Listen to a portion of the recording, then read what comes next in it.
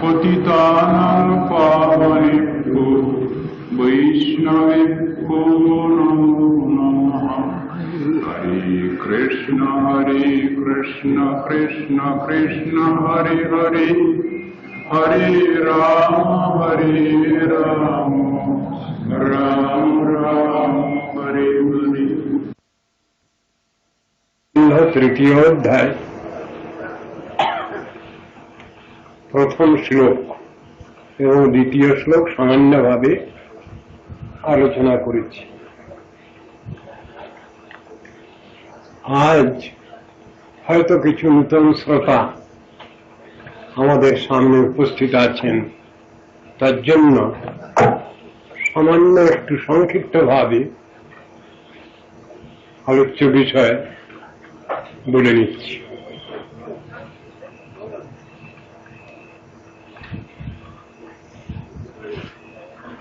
বিষয়টি মিনি নবযোগেন্দ্র সংবাদ উপাখ্যান। নিমিরাজ নবযোগেন্দ্র 9 জন ঋষির কাছে 9টা প্রশ্ন করেছেন। এক একজন ঋষি একটা একটা প্রশ্নের উত্তর দিয়ে গেছেন। এখানেও রাজা যে প্রশ্ন করেছেন সেই প্রশ্নের উত্তরে প্রবুদ্ধ ঋষি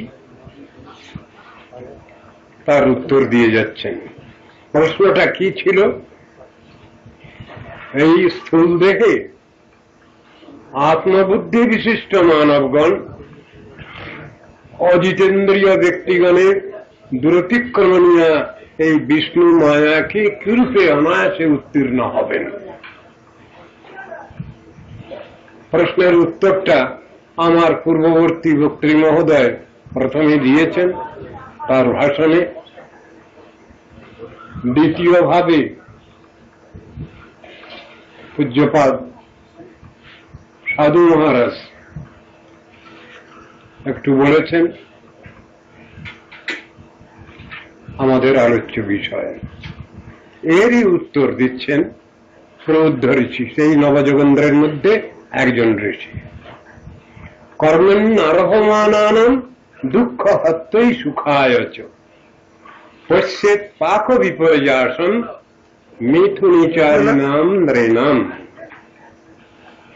এ সংসারে আমরা কর্মাচরণ করি, প্রত্যেকটা লোককেই কাজ করতে হয়, কিছু না কিছু কাজ। আমরা কাজ করি কেন? বলছেন দুটো উদ্দেশ্য। আমাদের দুঃখ কষ্ট চলে যাক, আমরা সুখ শান্তি লাভ করি। এই দুটো উদ্দেশ্য প্রত্যেকটি কর্মের পিছনে থাকে। কিন্তু বলছেন শাস্ত্র পশ্যেৎ পাক বিপর্যাসন, সবসময় আমরা যে উদ্দেশ্যে কর্মানুষ্ঠান করি ফলটা ঠিক সবসময় একই রকম পাই না। কখনো সুখ শান্তি লাভ করতে গিয়ে দুঃখই পাই, কখনো হয়তো দুঃখের মধ্যেই আবার কিছু শান্তি পাই। সবসময় একই রকম ফল পাওয়া যায় না। এটা জেনে রাখতে বলছেন ভগবান, ভগবদ ভক্ত, শাস্ত্র। যে কথা ভগবান বলেছেন সেটাই হলো শাস্ত্র। ভগবদ বাণী শাস্ত্র, শাস্ত্র অন্য কিছু নয়। ভগবান যা বলেন সাধুগণ তাই বলেন, শাস্ত্র তাই বলে রেখেছেন। তিনটে বস্তুর সঙ্গে মিল আছে, সাধু, শাস্ত্র, গুরু, বাক্য। এ তিনে করিয়া ঐক্য, আর না করিহ মনে আশা। নরোত্তম ঠাকুর বলছেন তিনটে জিনিসকে একই লাইনে চিন্তা করছেন। সাধু যা বলবেন শাস্ত্র তাই বলেছেন, গুরু যা বলবেন শাস্ত্র তাই বলেছেন। এখানে কোনো কথা পৃথক হবে না, এখানে মতদ্বৈধতা নাই, মত বৈষম্য নাই, মিল আছে। শাস্ত্র বলছেন এখানে আমরা পরস্পর সংসারে একত্র মিলিত হয়েই বাস করি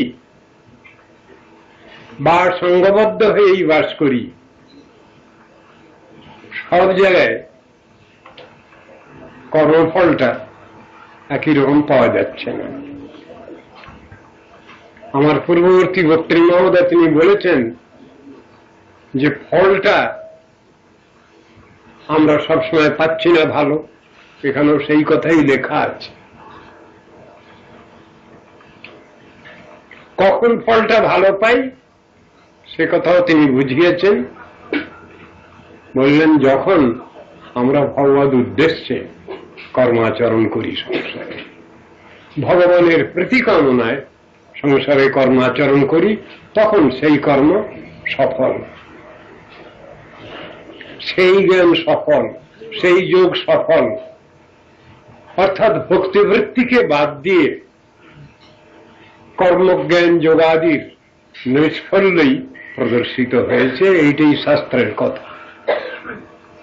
কৃষ্ণ উদ্ধবকে বলছেন, স্বয়ং সখাকে বলছেন, ন সাধয়তি মাং যোগ ন সাংখ্যং ধর্ম উদ্ধব ন সাধ্যায় তপস্ত্যাগ যথা ভক্তির মমর্জিতা।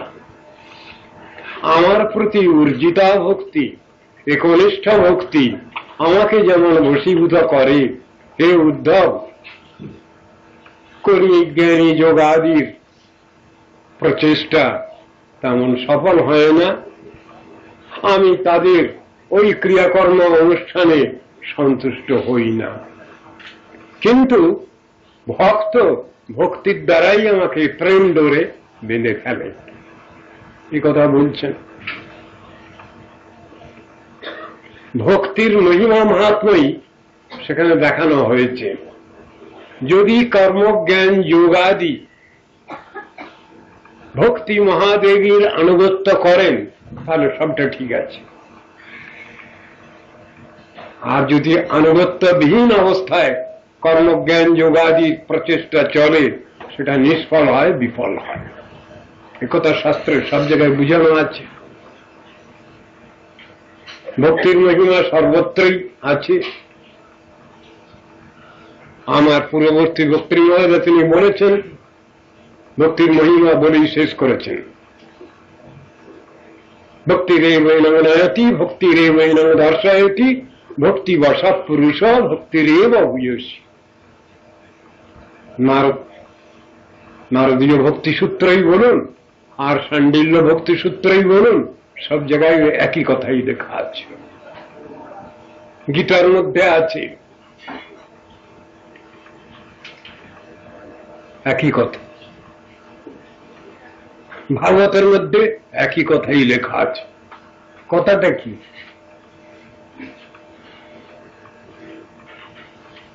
ভক্তির মহিমা শ্রেষ্ঠত্ব বলছেন। ভক্ত্যা মাম অভিজানাতি যাবান যস্যাস্মি তত্ত্বতঃ ততো মাং তত্ত্বতো জ্ঞাত্বা বিশতে তদনন্তরম। ভক্ত্যাহম একয়া গ্রাহ্য শ্রদ্ধয়াত্মা প্রিয়সতম ভক্তি পুনাতি মন্নিষ্ঠা সপাকামপি সম্ভবাৎ। ভক্তির মাহাত্ম্য শ্রেষ্ঠত্বই বলে যাচ্ছেন গীতা ভাগবতে। ভক্ত্যা তুষ্যতি কেবলম নচ গুণের ভক্তি প্রিয় মাধব।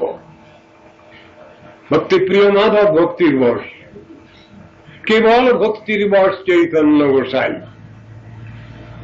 আছে, শাস্ত্রে বলা আছে। বহু ব্যক্তি বহু রকমের সাধন করেছেন, উদাহরণগুলো তো দিয়েছেন একটা একটা করে, বহু উদাহরণ আছে, একটা একটা করে উদাহরণে দিয়ে গেছেন। ব্যাধস্যাচরণম,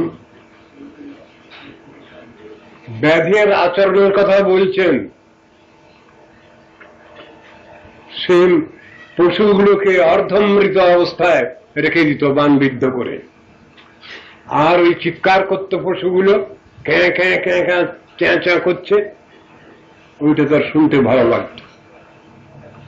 সেই ব্যাস নারদ ঋষির কৃপায় ভক্তি লাভ করলেন।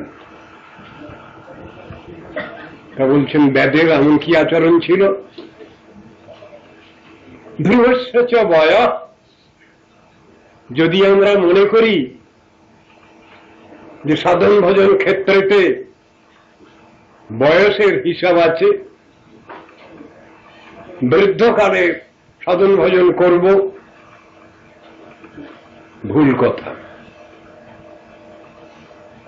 ধ্রুবের এমন কি বয়স ছিল, প্রহ্লাদের এমন কি বয়স ছিল, পঞ্চম বর্ষেই তারা হরিভজনে রত হয়েছেন, ভগবত প্রাপ্তি হয়েছে তাদের। বিদ্যা গজেন্দ্রস্য কা, যদি বলা হয় লেখাপড়া না শিখলে মশায় ভগবানকে পাওয়া যায় না। গজেন্দ্র যে ভগবানকে লাভ করেছেন, গজেন্দ্রের কি বিদ্যা বুদ্ধি ছিল, লেখাপড়া ছিল? তিনি যে ভগবান শ্রীহরির করুণা লাভ করলেন। কুবজায়া কিমু নাম রূপমধিকম,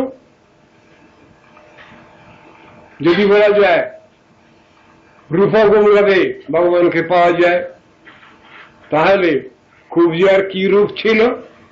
কুজি। তিনি ভগবত কৃপা পেয়েছেন। কিন্তু সুদাম্য ধনম, যদি বলা যায় যে টাকা পয়সা ধন রত্ন না হলে ভগবানকে পাওয়া যায় না, সুদামা বিপ্রের কি ধন ছিল? প্রত্যেক দিন তো ঠাকুরের ভোগই হতো না, এমন অবস্থা। বংশক বিদুরশ্চ, যদি বলা যায় যে বংশ গৌরবী বড়, বিদুরের কি বংশ ছিল? দাসী পুত্র ছিলেন তিনি, তার কি বংশ গৌরব ছিল? তিনি তো ভগবানকে লাভ করেছেন। যাদবপতি রুগ্রস্য কিং পৌরুষম, যদি বলা যায় পৌরুষাই বাহাদুরি, যদুপতি উগ্রসেন রাজা, তার কি বাহাদুরি ছিল? তার পুত্র কংস পিতাকে বন্দী করে রাজা হয়েছিল। ভুজকুলের কুলাঙ্গার কংস পিতা উগ্রসেনকে বন্দী করে রাজা হয়েছিল। তাহলে সেই যে উগ্রসেন রাজা, তার বা কি পৌরুষ ছিল? বলে এগুলো কোনোই কারণ নয়, যেগুলো আমরা ভাবছি। জন্ম ঐশ্বর্য শ্রুত শ্রী, এ কোনোটাই আমাদের ভগবত সেবায়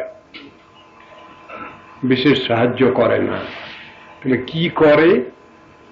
ভক্তিয়া তুষ্যতি কে বলম নচ গুরুর ভক্তি প্রিয় মাধব। ভক্তি প্রিয় মাধব ভক্তির বর্ষ, অন্য কোন যোগ্যতায় সেখানে কিছু লাভ করা যায় না। সেই কথাটা বুঝাচ্ছে না। আমরা সংসারে কর্মমার্গেই বিচরণ করি, জ্ঞানমার্গেই বিচরণ করি, যোগমার্গেই বিচরণ করি, ভক্তি ছাড়া কোনো উপায় নেই। ও ভাবটি ভিতরে রাখতে হবে, ওই ভাবটি সব অনুষ্ঠানের ভিতরে মিশ্রিত করতে হবে, তাহলে ওটা ঠিক হবে। ওটাকে বাদ দিলে কোনো ফল লাভ হবে না। সেইটাই শাস্ত্রের উক্তি, যুক্তি দিয়ে এটা বুঝিয়েছেন। তাই ওখানে শাণ্ডিল্য ঋষি বললেন ভক্তিরেবৈনং নয়তি, ভক্তিরেবৈনং দর্শয়তি, ভক্তিরেব ভক্তিবশ পুরুষ, ভক্তিরেব ভূয়সী। ভক্তি মহাদেবী ভগবানকে দর্শন করাতে পারেন, তার সান্নিধ্য লাভ করাতে পারেন। সুতরাং ভক্তির মহিমা মাহাত্ম্যই শাস্ত্রে কীর্তিত হয়েছে। ভক্তি ছাড়া কোনো কিছু চলবে না। গীতায় প্রথমে কর্মের চ্যাপ্টার আছে 6টা। সে 6টা চ্যাপ্টারের শেষের দিকে লাস্ট বাট ওয়ান শ্লোক, সেখানে কি বলছেন? তপস্বিভ্যোধিক যোগী জ্ঞানীভ্যোপি মতোধিক কর্মীভ্যশ্চাধিক যোগী তস্মাৎ যোগী ভবার্জুন। হে অর্জুন, তুমি সেই যোগী হও, তপস্বীর থেকে যে যোগী শ্রেষ্ঠ সেই যোগী হও, জ্ঞানীর থেকে যে যোগী শ্রেষ্ঠ তুমি সেই যোগী হও, কর্মীর থেকে যে যোগী শ্রেষ্ঠ তুমি সেই যোগী হও। কোন যোগটা বাদ থাকলো বলা, এখানে কর্মজ্ঞান যোগ তো বলা হয়ে গেল। সেইটাই শেষ শ্লোকে বলছেন, 6ষ্ঠ অধ্যায় শেষ শ্লোক কি আছে? যোগিনামপি সর্বেষাং মদ্গতেনান্তরাত্মনা শ্রদ্ধাবান ভজতে যো মাং স্বামী যুক্ত তমো মতঃ। শ্রদ্ধালু হয়ে যিনি আমার সাধন ভজন করেন তিনি হলেন শ্রেষ্ঠ যোগী। এইটাই আমার সুচিন্তিত অভিমত। এখানেই তো পরিষ্কার হলো, শাস্ত্রের সব জায়গায় এই কথাটা বুঝানো আছে। এটা ইউনিভার্সাল ট্রুথ, এটা অ্যাক্সিওমেটিক ট্রুথ, বাস্তব সত্য, এদিক ওদিক করা যাবে না। এখানে বলছেন আমরা দুঃখ কষ্ট দূর করবার জন্য এবং সুখ শান্তি লাভ করবার জন্যই এই সংসারে কর্মাচরণ করি, এইটাই আমাদের স্বভাব। কিন্তু সব সময় ফলটা আমরা একই রকম পাচ্ছি না। সুখের নামে দিচ্ছে অসুখ, তবুও সুখ আমায় ছলে, আমাকে ছলনা করে।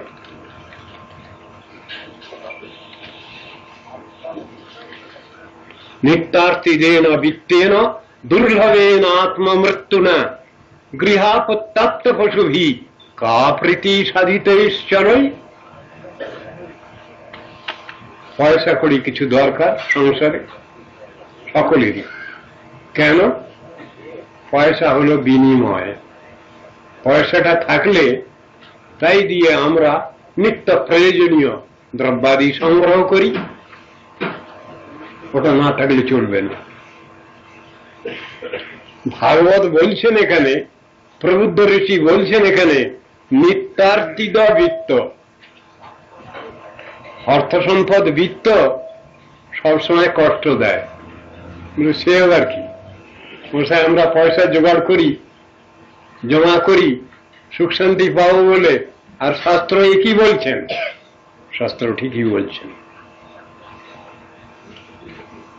সবসময় কষ্ট দেয় পয়সা জমা থাকলে। কি? পয়সা রোজগার করতে কষ্ট, আমরা সবাই বুঝি। পয়সা জমা রাখতেও কষ্ট, চিন্তা ভাবনা আছে। ব্যাংক ফেল মারে কিনা, ব্যাংকে রাখা আছে টাকা, ঘরে যদি থাকে দস্যু তস্কর রয়েছে, অ্যান্টি সোশ্যাল এলিমেন্ট বসে আছে সমাজে, প্রাণ পর্যন্ত চলে যায় ভয় তো। আর ওটাকে খরচ করতেও কষ্ট, খরচ করার সময়ও বিবেচনা আছে, বুঝে সুঝে খরচ করতে হয়। তাই বলছেন নিত্যার্থিক বিত্ত। অর্থ রোজগার করতে কষ্ট, সংরক্ষণ করতে কষ্ট, খরচ করতেও কষ্ট, তিন অবস্থারই কষ্ট আছে। তাই বলেছেন নিত্যার্থিক বিত্ত। দুর্লভে না আত্মমৃত্যু না। কখনো কখনো এই অর্থ আমাদের জীবন পর্যন্ত কেড়ে নেয়। ভুরি ভুরি উদাহরণ আছে শাস্ত্রে।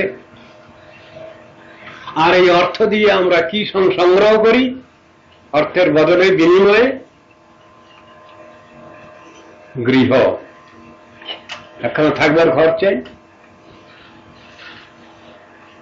আত্মীয় স্বজন অনেক পাওয়া যায়, অনেক পশু পালন করা যায়।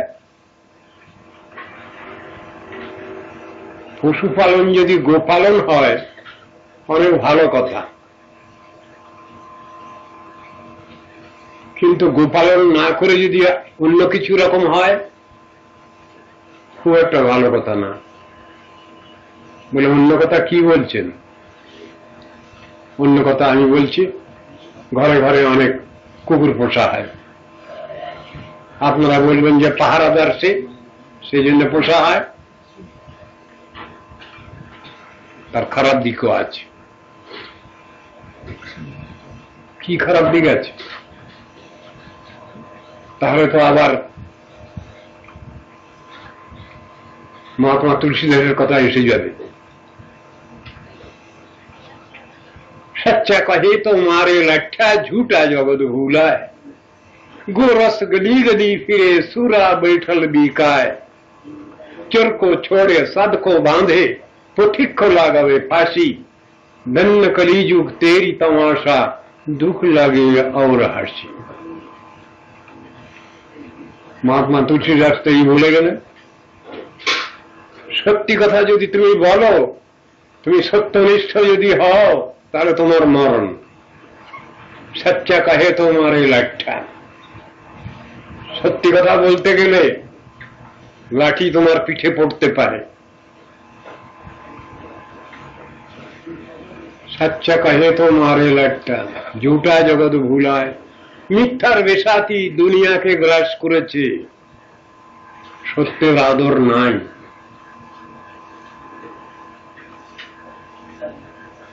गोरस गली गली फिरे, सूरा बैठल बिकाय।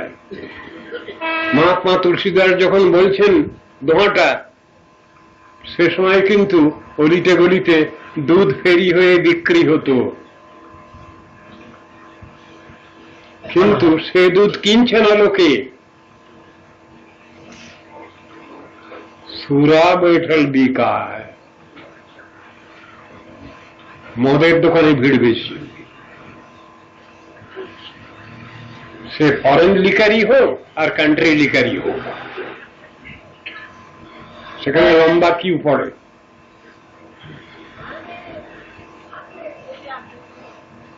চোর কো ছোড়ে সাদ কো বাঁধে,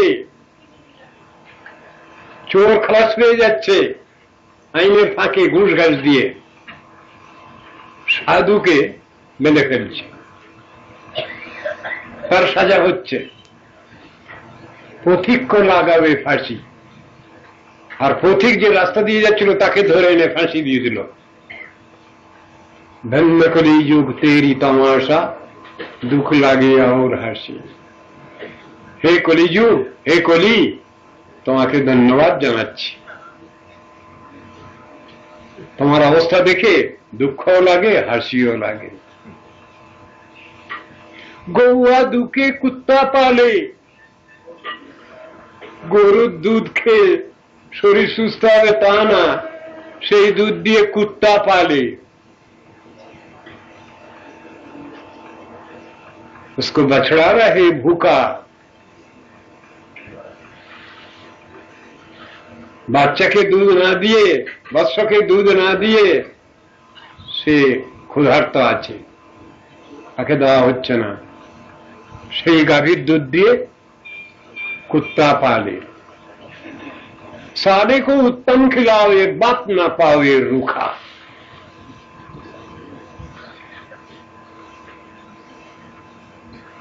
বর্তমান দুনিয়ায় চিন্তা করুন, ঘরে ঘরে মা বাপের দুর্দশার অ্যাক্সেস আজকাল।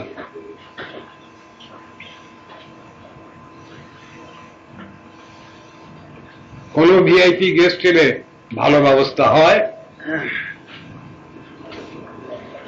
बात न पावे रूखा।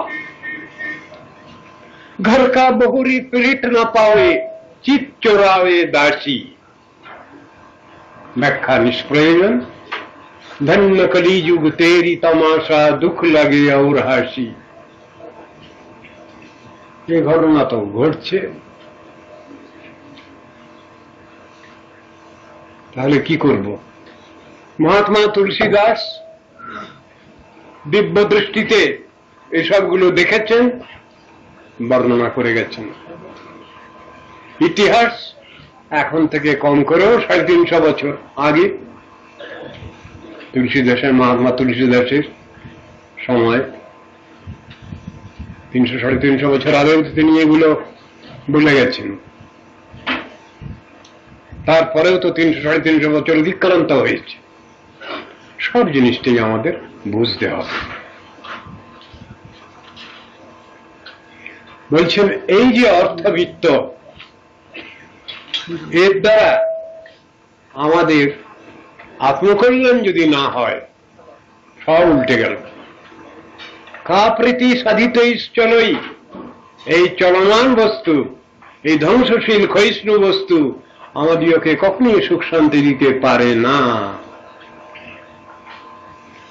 ঈশ্বর সৃষ্ট যত এলিমেন্ট আছে, যত মৌলিক পদার্থগুলো সৃষ্ট হয়েছে, এর প্রত্যেকটারই একটা উপকারিতা, উপযোগিতা শাস্ত্রে বলা আছে।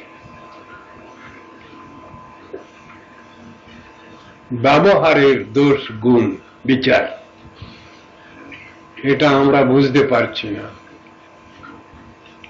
ভগবানের সৃষ্ট যত বস্তু সবগুলোরই সদ্ব্যবহার হওয়া প্রয়োজন। যদি মিসইউজ হয়, অপব্যবহার হয়, তাহলে তার দোষ হবে। যদি সদ্ব্যবহার হয়, তাহলে গুণের কথা আছে, ভালো কথা আছে। ভাগবতের ভিতরে একটা শ্লোক আছে, এতাবৎ জন্ম সাফল্যম দেহিনাম ইহ দেহিষু প্রাণৈর অর্থৈর ধিয়া বাচা শ্রেয় আচরণ সদা। গৃহী ব্যক্তি কি করবেন? 4 ভাবে তারা ভগবত সেবা করতে পারেন। 4টে ভাব কি? 4টে জিনিস কি? তাদের দেহধারী মনুষ্যের জীবনের সফলতা, সার্থকতা সম্পাদন করতে পারেন তারা 4টি বস্তু দিয়ে। এতাবৎ জন্ম সাফল্যম দেহিনাম ইহ দেহিষু, প্রাণ, অর্থ, বুদ্ধি, বাক্য, এই 4টার দ্বারা তারা ভগবানের সেবা করতে পারেন। প্রথম কোনটা? স্থূল বস্তু, অর্থ। যে অর্থ সংগ্রহ করতে বড় কষ্ট, সেই অর্থ হলো স্থূল বস্তু, সেটা দিয়ে তারা সেবা করতে পারেন। তারপরে যদি কার অর্থ না থাকে, তিনি কি করবেন? আর 3টে আছে, প্রাণ, বুদ্ধি, বাক্য আছে। বাক্য দিয়ে তিনি সেবা করতে পারেন, বুদ্ধি দিয়ে তিনি সেবা করতে পারেন। যদি এ 3টেই না থাকলো, প্রাণ দিয়ে তিনি সেবা করতে পারেন, অর্থাৎ আত্মসমর্পণ, শরণাগতি, ভগবানের একান্ত ভাবে আত্মসমর্পণ। সে কথা বলছে। ব্যবস্থা তো সবই রাখা আছে, যার যেমন যোগ্যতা, যার যেমন ক্ষমতা, যার যেমন অধিকার, ঠিক সেই অনুসারে চলতে হবে আমাদের। কিন্তু দ্রব্যের অপব্যবহার করলে হবে না, সদ্ব্যবহার করতে হবে। এইটাই হলো শাস্ত্রের শিক্ষা, গীতা ভাগবতের শিক্ষা হলো এইটা। এবং লোকং পরম বিদ্যান নশ্বরং কর্ম নির্মিতম সতুল্যাতি স্বয়ধ্বংসং যথামণ্ডলবর্তিনাম। খণ্ড রাজ্যসমূহের অধিপতিগণের মধ্যে যেমন পরস্পর স্পর্ধা প্রভৃতি দেখা যায়, সেইরূপ কর্মফলজনিত স্বর্গাদি পরলোকের অধিবাসীগণের মধ্যেও তুল্য ব্যক্তির প্রতি স্পর্ধা, অসূয়া প্রভৃতি দেখা যায়।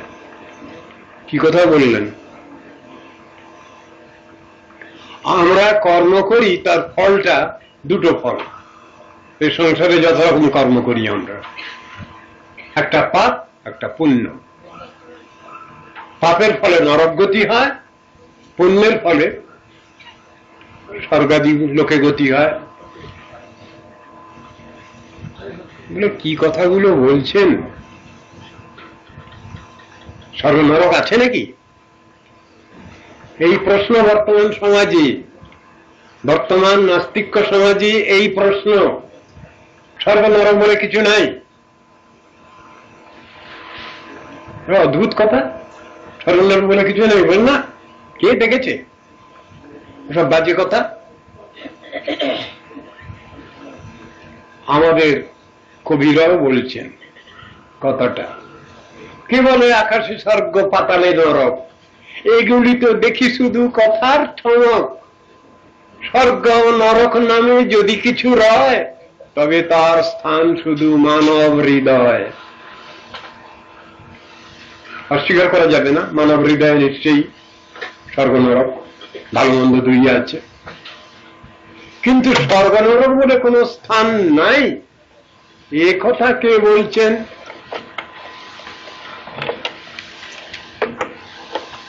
কি বলে আকাশে স্বর্গ পাতালে নরক? কি বলে তা বহুদূর। মানুষের মাঝে স্বর্গ নরক, মানুষেতে সুরাসুর, কথা অস্বীকার করা যাচ্ছে না, কিন্তু স্বর্গ নরক বলে কোনো স্থান নাই, এ কথাটা কে বলছেন? এই জগতে যদি আমরা ভালো কাজ করি, সরকারের কাছ থেকে, সমাজের কাছ থেকে আমরা পুরস্কৃত হই। এই জগতে যদি আমরা কিছু উল্টোপাল্টা অন্যায় আচরণ করি, সাজা পাওয়ার ব্যবস্থা আছে, সাজা দেওয়ার লোকও আছেন।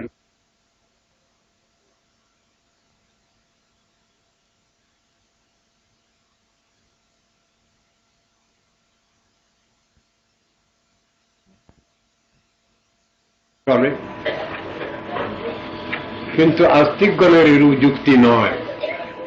নাস্তিক মানে কি জানেন? তারা দুষ্টু শয়তান ছেলে, তাদের বলে নাস্তিক।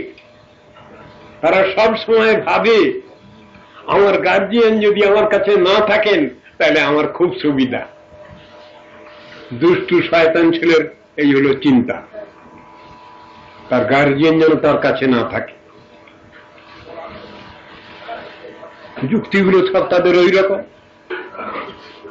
ওটাকে যদি অস্বীকার করা যায় তাহলে আমরা বেপরোয়া হয়ে চলতে পারি, স্বেচ্ছাচারী হয়ে চলতে পারি, কোনো আইন কানুন মানবার প্রয়োজন নাই, কোনো নীতি আদর্শ মানবার প্রয়োজন নেই। তো ফাঁকিবাজি, এদের কি সুসন্তান বলা চলবে? এরা তো অ্যান্টি সোশ্যাল এলিমেন্ট।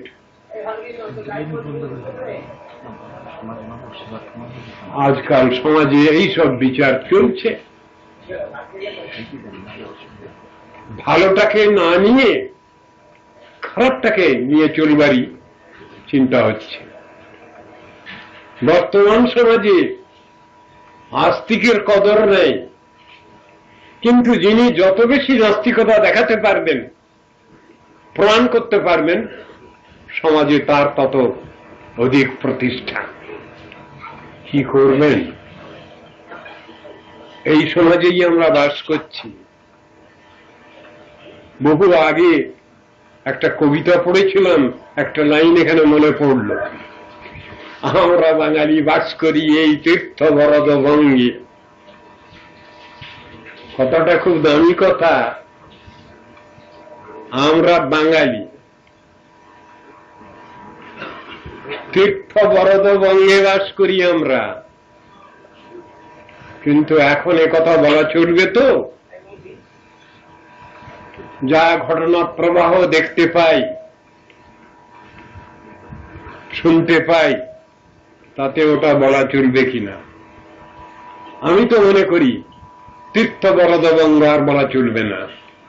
তাহলে কি বলবেন আপনি? আমি বলবো খ্রিস্টি মুখরা বঙ্গে, এইরকম ধরনের আর অনেকগুলো বিশেষণ দিয়ে দেব। কথাটা সত্যিই তাই। সদ্ভাবকে অস্বীকার করে, নীতি আদর্শকে অস্বীকার করে, সনাতন আত্মধর্মকে অস্বীকার করে ভগবানকে অস্বীকার করে কারো কোনো সুবিধা হবে না। খুব বড় নাস্তিক সেজে গেলে খুব সুবিধা হবে না, তার পরিণতি খারাপ। মহাজনগণ যে পথে করেছেন গমন, সেই পথ প্রাতঃস্মরণীয়, সেই পথ লক্ষ্য করে স্বীয় কীর্তি ধ্বজা ধরে আমরাও হব বরণীয়। কথাটা মনে রাখতে হবে আমাদের। মহাজন যে না গত পন্থা, মহাজনগণ যে পথে গমন করেছেন সেই পথে চলতে হবে। খেয়াল খুশি মতো চললে হবে না। আমার ইচ্ছা আমি চলবো, চলবে না, সমাজ মানবে না। শুধু সমাজ মানবে না, সৎ সমাজ মানবে না। ওটা খেয়াল খুশির ব্যাপার নয়, আইন কানুন মেনেই চলতে হবে, শান্তশিষ্ট হয়ে চলতে হবে। এই হলো সমাজ ব্যবস্থা। ঋষিগণ সমাজ ব্যবস্থা দিয়ে গেছেন, সমাজ কিভাবে চলবে। সেগুলো কি খারাপ হয়েছে? কম করে অন্তত 20টি ধর্মশাস্ত্র রয়েছে প্রচারিত আমাদের দেশে। মনু, অত্রি, যাজ্ঞবল্ক্য, উশনা, অঙ্গিরা, যম, আপস্তম্ভ, সম্বর্ত, কাত্যায়ন, বৃহস্পতি, পরাশর, ব্যাস, শঙ্খ, লিখিতা, দক্ষ, গৌতম, শতাতপ, বশিষ্ঠ, এসব ঋষিগণ সমাজ ব্যবস্থা দিয়ে গেছেন। সমাজ কি করে চলবে, নীতি আদর্শ মেনে কি করে চলবে শান্তিপূর্ণ অবস্থায়, তার ব্যবস্থাগুলো রয়েছে। সেইগুলো নিয়ে আইন হয়েছে। ইন্ডিয়ান লেজিসলেচারে যত আইন, অধিকাংশ আইনগুলো ঋষিগণের নীতি। শুধু ভারতবর্ষে নয়, ভারতের বাইরেও, ইংল্যান্ড দেশেও, জার্মান দেশেও, সব দেশে সেই আইনগুলো চলে। তো সেইগুলোকেও অস্বীকার করবার কি আছে? সেগুলো তো জগতের কল্যাণের জন্য সে আইনগুলো। তার ভিতরে দোষ দর্শন করলে হবে? পাশ্চাত্য শিক্ষায় শিক্ষিত কিছু যুবক তারা আজ বলতে চাচ্ছে যে ঋষিগণ আমাদের কোনো মঙ্গল করেননি, কোনো হিত সাধন করেননি সমাজের। কি বলা হবে তাদের? শাস্ত্র তাদের বলেছেন এরা এই জাতীয় লোক, এরা হলো বেঈমান, ইমানদারি শেখেনি এরা, তাই এরকম বলছে। ঋষিগণ কিছু দেননি সমাজকে, ঋষিগণের অবদান নাই সমাজে, যার পরে ভিত্তি করে সমস্ত জগৎ চলছে, আজ সাম্রাজ্য চলছে সব। তারা নাকি কোনো কল্যাণ করেননি। যত কল্যাণ এখন এরাই চিন্তা করছেন সব। বর্তমান পাশ্চাত্য শিক্ষায় শিক্ষিত কিছু সংখ্যক যুবক, এরা চিন্তা করছেন সমাজের কল্যাণ। কিন্তু ঋষিগণের যে নীতিগুলো, সেই নীতিগুলো পাশ্চাত্য দেশে গিয়ে আবার ইংরেজি অনুবাদ হয়েও তো ফিরে এসছে আমাদের দেশে। তার ভিতরে কি পাচ্ছি আমরা সেটুকু তো মানতে পারি না। পাশ্চাত্য দেশ থেকে ইংরেজি অনুবাদ হয়ে এলো ঋষিগণের গ্রন্থ। কোন বৈজ্ঞানিক, কোন দার্শনিক আমাদের সনাতন আর্য ঋষিগণের আনুগত্যে তারা রিসার্চ করেছেন, তারা প্রকাশ করেছেন সেগুলো?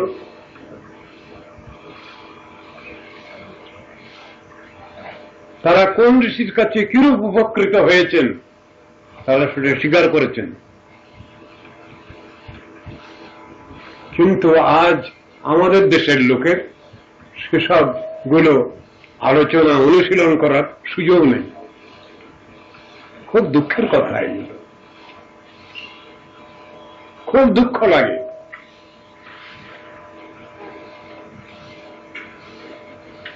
সেখান থেকে কথা যেটা এসেছে আপনাদের কাছে বলি আমি, we think our forefathers and superiors fool, fool. Our wiser sons and daughters will no doubt think us so. কি হলো মানে, আমরা আমাদের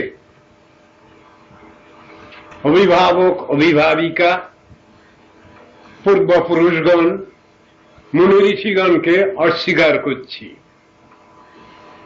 তাদের ভাবছি এরা কিছুই জানেননি, কিছুই বোঝেননি, এরা সব অর্বাচীন। এইটা যদি তাদের ভাবি আমরা, আমাদের ভাবি প্রজন্ম তারা কি ভাববে, তারা কি ব্যবস্থা নেবে আমাদের বিরুদ্ধে? Our wiser sons and daughters will no doubt think us so. তারাও আমাদের উপরে ওই আইন প্রয়োগ করবে। কি আইন?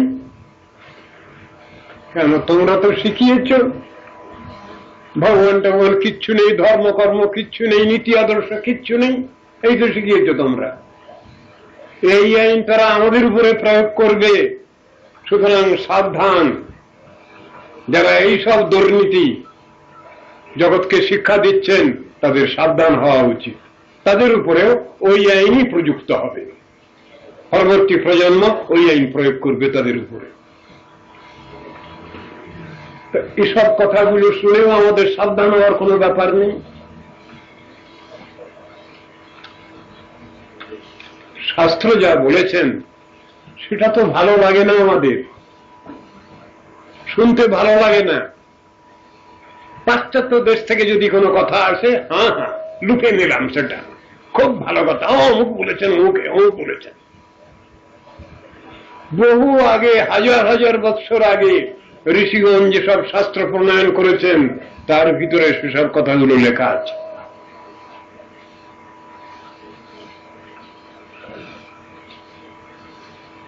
এই জিনিসটা আমাদের রিসার্চের প্রয়োজন হচ্ছে না। ইউনিভার্সিটিতে বর্তমানে রিসার্চ হচ্ছে সব। যারা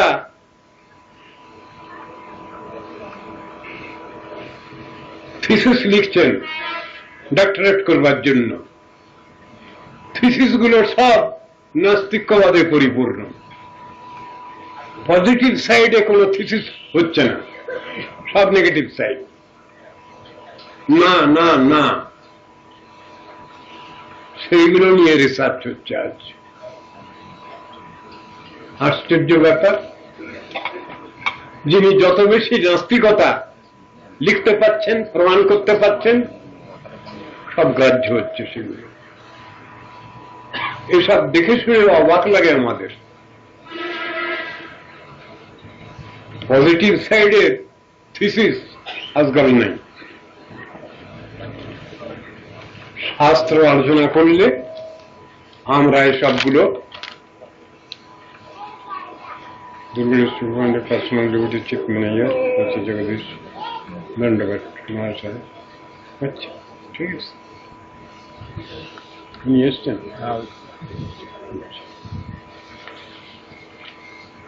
তাহলে সব জিনিসগুলো আমাদের বিবেচনা করে চলতে হবে। আমরা যেন নাস্তিক বলে না যাই, আস্তিক্য ভাব নিয়ে শান্তশিষ্ট হয়ে নীতি আদর্শ পালন করে আমরা শান্তিপ্রিয় ভাবে জগতে চলবো, জগতে বিচারণ করব। এটি হলো আমাদের বড় কথা। আমরা এই জিনিসটা ভুলে যাচ্ছি কি করে? ঋষিগণের যে অবদান, সে অবদান আমাদেরকে অবনতমস্তকে স্বীকার করতে হবে। তাদের বাদ দিয়ে আমরা চলতে পারবো না, ক্ষমতা নাই।